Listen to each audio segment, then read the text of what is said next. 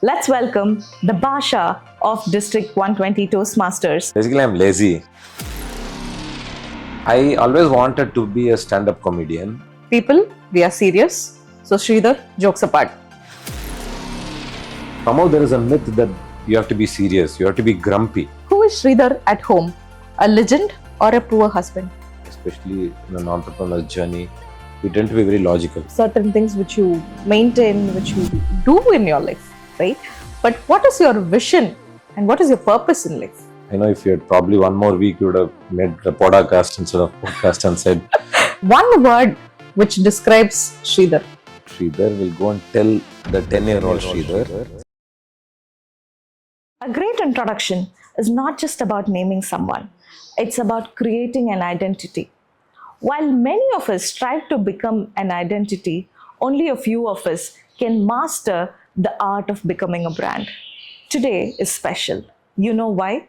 I'm hosting a podcast with a person who doesn't create a brand name, he is a brand himself. The brand is Sridhar Ranganathan. Let's welcome the Basha of District 120 Toastmasters to our Division B podcast, Be the Voice. I'm Pavita, and you're tuned in for an inspiring conversation. Hi, Sridhar. Hi, Pavita. First of all, thank you so much for giving us your time, and I'm very excited to have you here today. Today, I'm going to learn and get to know many things about Sridhar apart from Toastmasters. So, my first question is that who is Sridhar apart from Toastmasters?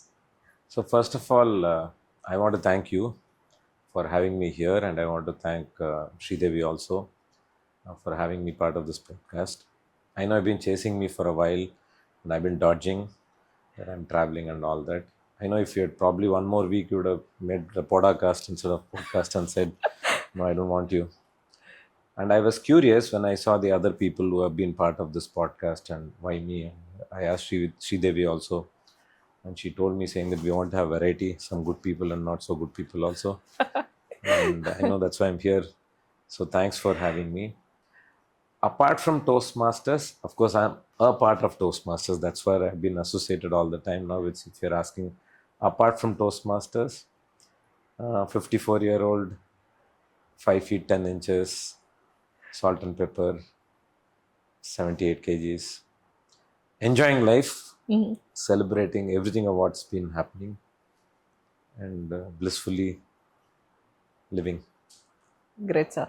So, next question would be like, you have said so many things about you, but one word which describes Sridhar. Grateful. Grateful. Why grateful? I've always had miracles in my life, I should say.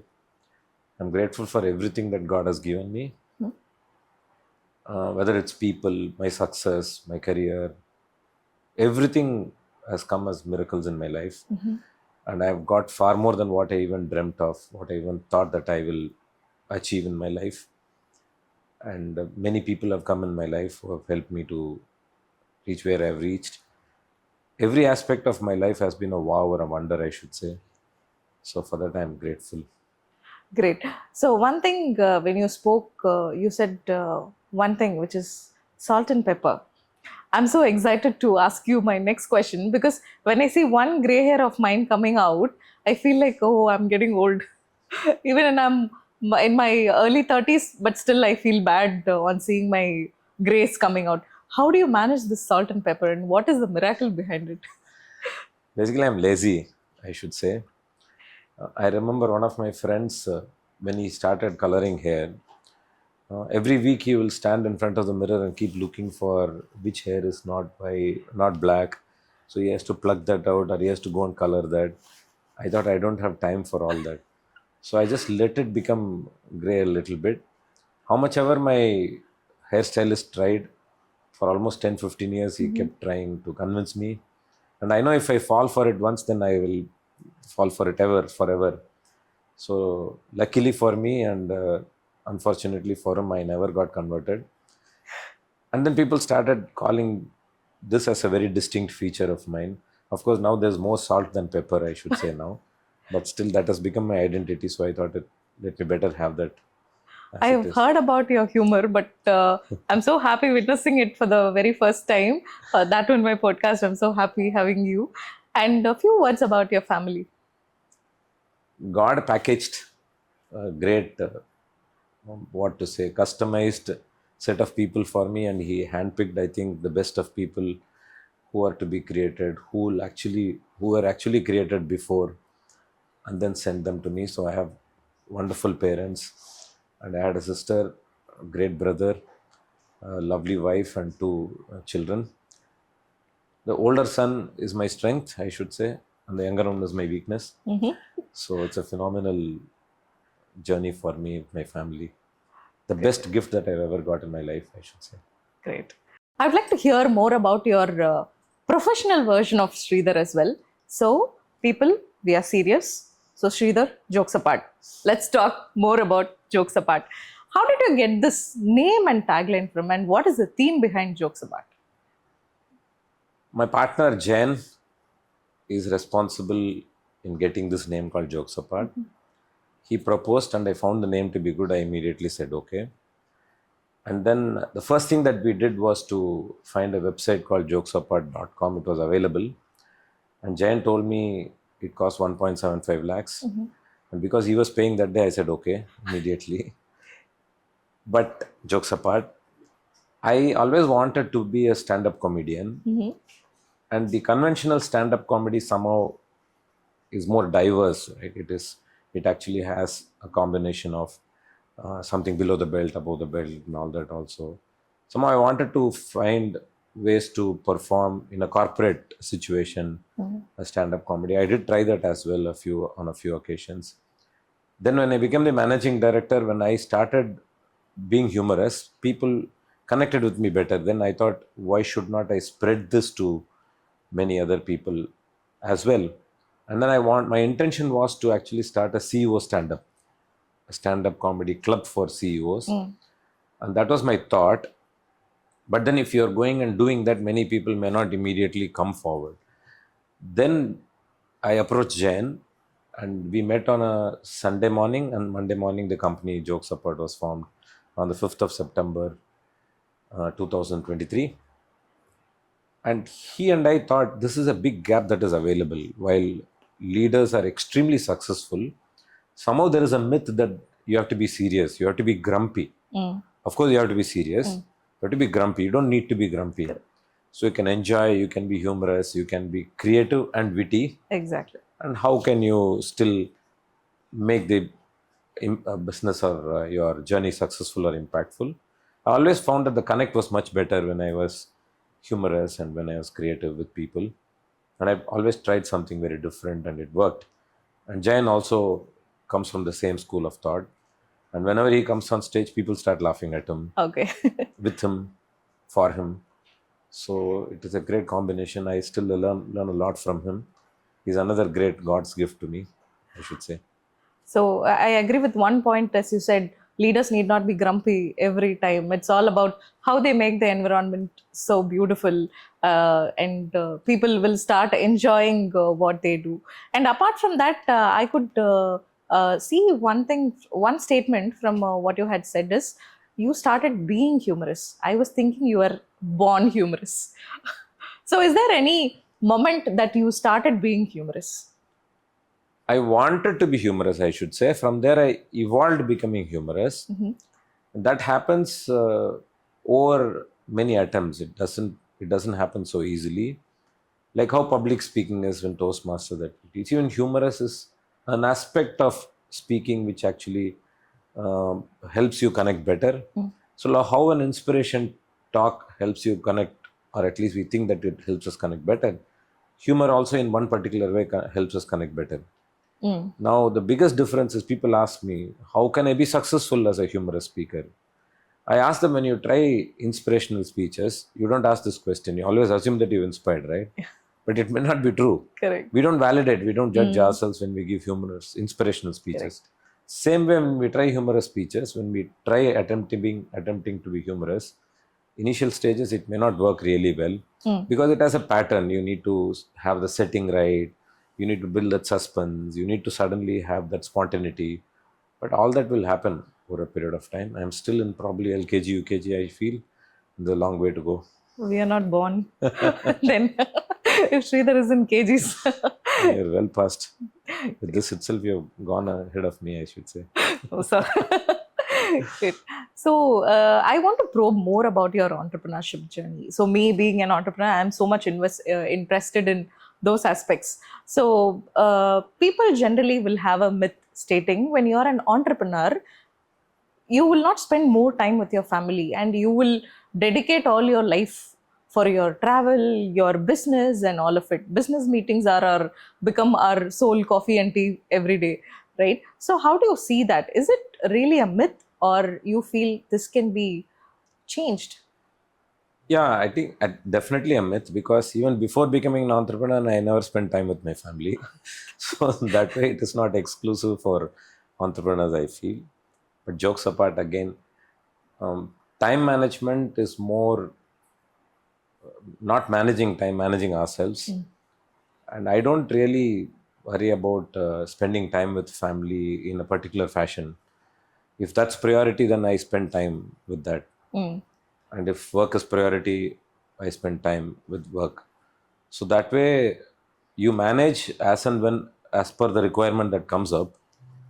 It makes your life easy and comfortable. Correct, sir. As you rightly said, whenever we need to sleep, we can sleep. Whenever we need to take our me time, we can definitely take it. Whenever you want to spend time with your family, you can obviously do it. So, as we rightly speak about the me time, it's a Gen Z's term now, right? So, how do you think this me time is important for any entrepreneur? So the me time helps us to observe a lot, not just about ourselves. So but you basically end up observing a lot of things that's happening around us in the world. Many of us tend to be very logical, right? I mean, everything, especially in an entrepreneur's journey, we tend to be very logical. But many things around us, if you observe, do not have a logic at all. For example, do you love Tom and Jerry? Yes. Correct? Yeah. And you know it is an animation cartoon, and it is impossible for a mouse to win over a cat and a dog. But yet you want Jerry to win all the time. Correct.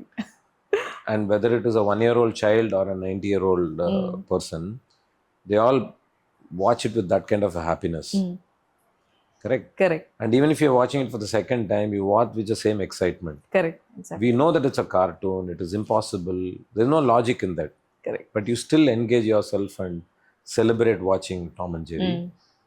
And there is so much that you can learn out of Jerry, Correct. because Jerry is somebody who doesn't give up, even the jaw of death. Correct. And doing all that, you will find Jerry being loved by everybody, including the enemy Tom. So how do you look at this, right? If you look at it logically, you'll say, it's a cartoon. How is it possible? But we get emotionally connected with that. And that's how many things happen in this world.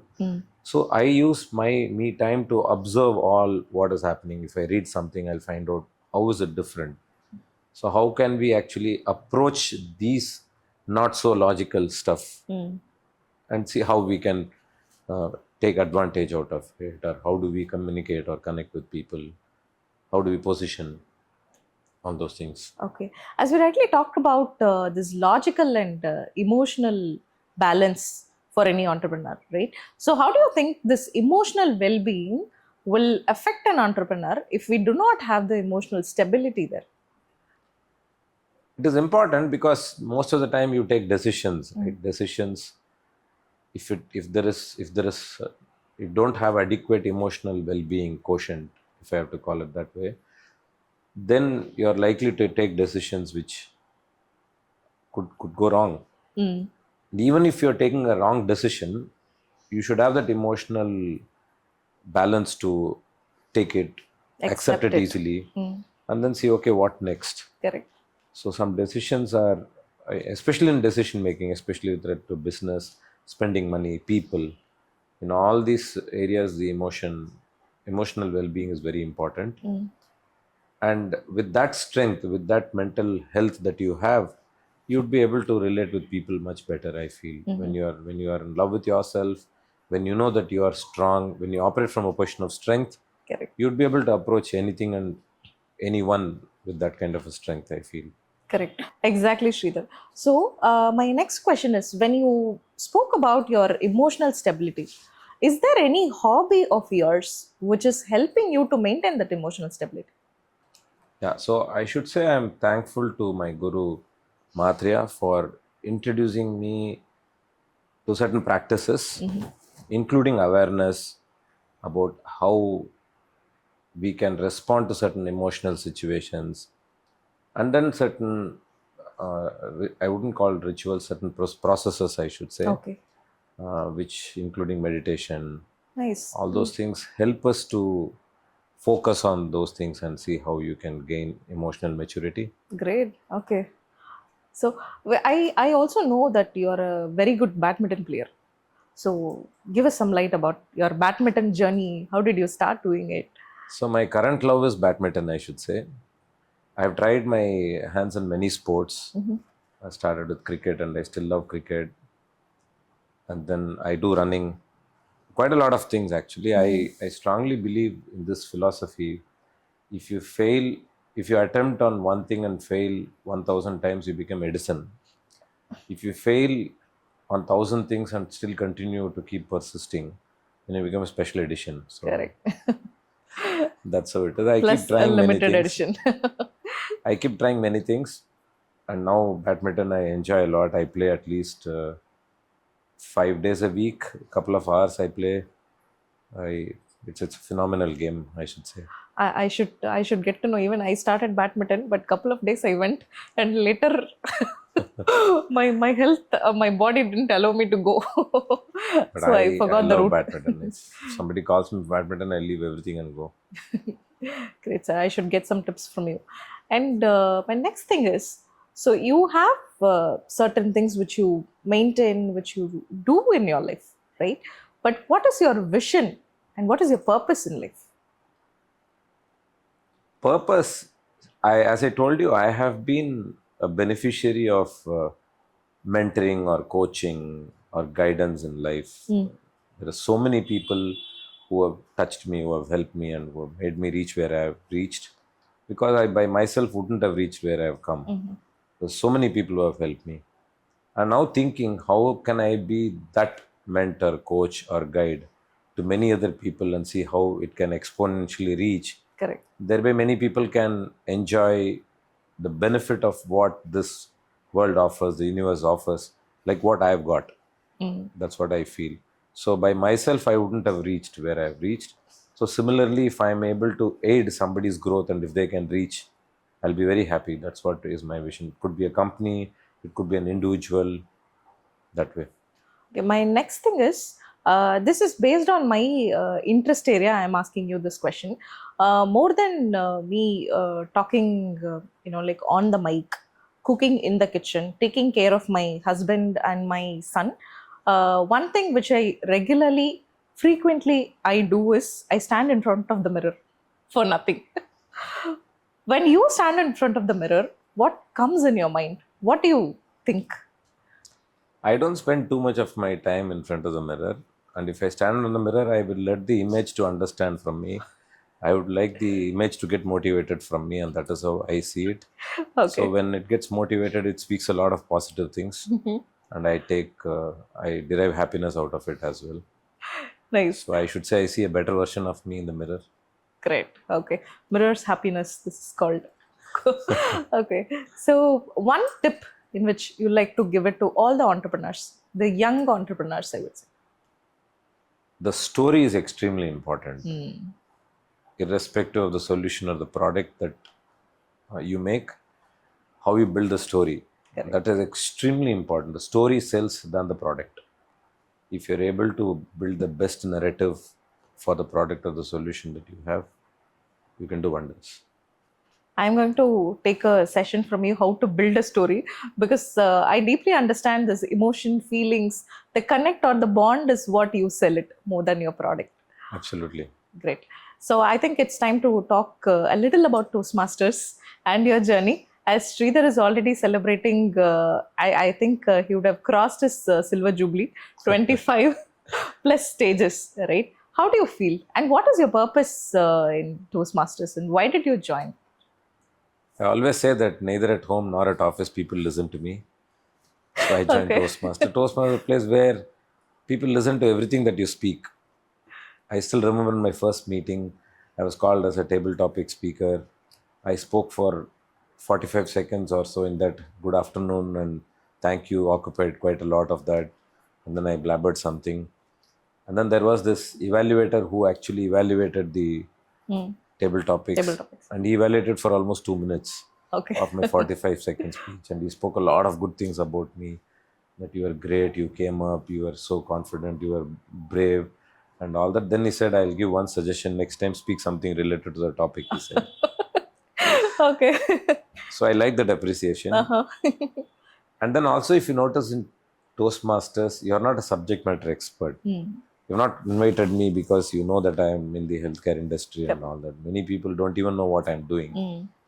And so the diversity, that you being what you are, is more important than anything else.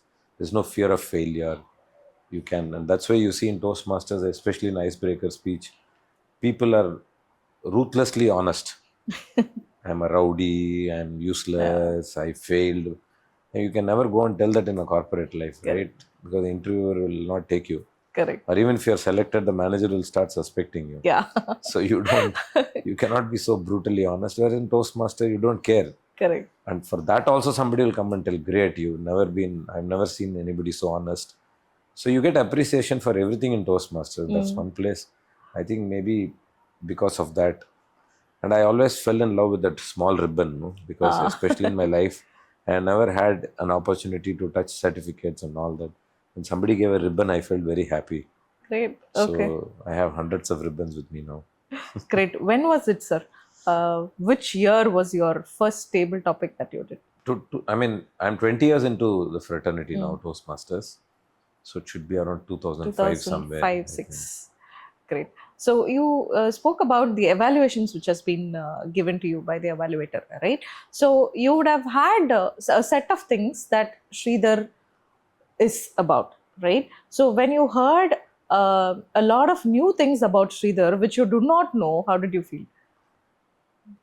So all the good things that comes your way, you take it. Some you may not be really, like how the introduction that you gave. I know that there's a lot that I have to achieve. Maybe you'll think there is a possibility that I will be able to achieve those things one day. But the beauty is that you go out of the way, right? And when I do the same thing to somebody else, I go out of my way. And you realize this when you are the president, your sergeant at arms. I'm sure you're the president now. So your sergeant at arms, week after week, if he or she has to introduce you, Correct. they have to go and find out good things about you, right? When I was the president, my sergeant at arms first asked me, tell me something about yourself. I told. Then 3-4 weeks he tried. Then he went to my family, my friends, my office colleagues and all that. Then 10-12 weeks later he came and asked me, saying that, can you tell something which the club doesn't know about you? I said, whatever club doesn't know, I don't want them to know. But the beauty is SA still has to go and find out many good things about us. Correct. And where can you find a fraternity which can give you an opportunity to look at good things, appreciate people? So I like those evaluations where you find forcefully you find positive things in a speech. Great. So can you explain more in detail about your first XCOM position? Only fun answers. More than the first XCOM position, I should say, when I became the president of a particular club in Bangalore, I was forced to become a president of that. Some 3-4 senior members spoke to me for hours together, explaining why I should become the president. And after I became the president, the next day they quit and went. So I was looking around, where were they who spoke to me so much to become the president? But it was good fun, I should say. I had a fabulous team, and I had a great vice president, education, and the other XCOM members also. I had one of the best moments when I became the president, I should say. Other roles, I don't remember what I really did when I became the first XCOM. Maybe my first XCOM itself was VP Education, I think. VP Education. Okay. Maybe I don't remember that exactly. But this is one president thing I remember. Great. Great. Coming back to your professional experience, sir. So which one do you think is very important? Power or money? So if you ask me between power and money, definitely money is more important. But if you ask me between money and position, then I would say position is more important, Position. because Okay. the position can make a huge impact. From where you are, you can actually influence a lot and then make many things happen. If you look at the example of our past president of the country, Dr. APJ Abdul Kalam, there are many scientists who are there in ISRO who are equally qualified or who have achieved a lot as much as what he had achieved. But when he became the president from that position, he was able to make a lot more impact and make a huge impact on this country and beyond.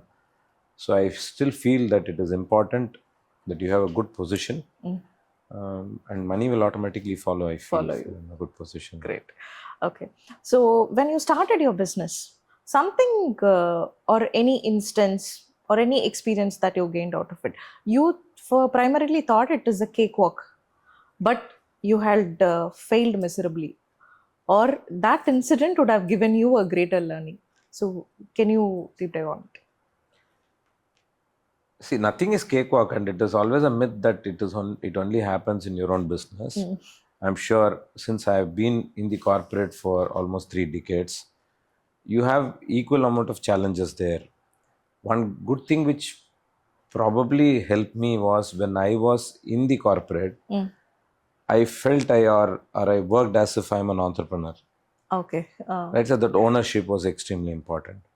Now, after getting into entrepreneurship, again, I'm not a full-fledged entrepreneur still. I'm on the advisory board of a few companies, and I'm an independent director of a company and all that. Jokes apart, and a few other companies, by virtue of my contribution in that company, and since I'm a co-founder, I'm a forced entrepreneur, I should say. Okay. But here I've actually swapped the whole thing. I said, why should I believe that I'm an entrepreneur? Why cannot I think that I'm an employee and I'm responsible or accountable for somebody? And it could be to myself. Correct. And that approach really helps me a lot, I feel. And hence the success or failure that happens between a corporate job and here, there's no major difference. And I take risks, definitely. And if it's a calculated risk, then it's good. Somebody once told me that you can always run behind a running train. You'll still gain speed. Okay. But if you run against a running train, you're likely to lose yourself. Correct. So even when you're taking risk, take that calculated risk, be wise. And that become a learning then. One important question, which I usually ask people, but people give me a different perspective and different answer for this question. I want to know what is Sridhar's version. What is God according to you? The build-up of the question, I was scared. You were asking me something not known. See, to me, God is that force which makes everything happen. And I evolved from being God-fearing to God-loving, I should say. And I enjoy the relationship with God now. So there is a force which knows everything about you, which is ready to give what you want, help you the way you want it. And if you're able to establish that loving relationship, it will be superb, I should say. I want to give you a fist bump because you spoke just like me. Because even I consider positivity is God. The love you give to others is really God. And last question. One advice I would say, you would say to Sridhar who was 10 years old or your inner child? So this 54-year-old Sridhar will go and tell the 10-year-old Sridhar, saying that spend the next 44 years with the same enthusiasm, energy, and interest that you have, taking the best of everything that comes your way, to see what I am today. And you will know that every passing year is a gift and you will enjoy. So just celebrate everything that comes your way.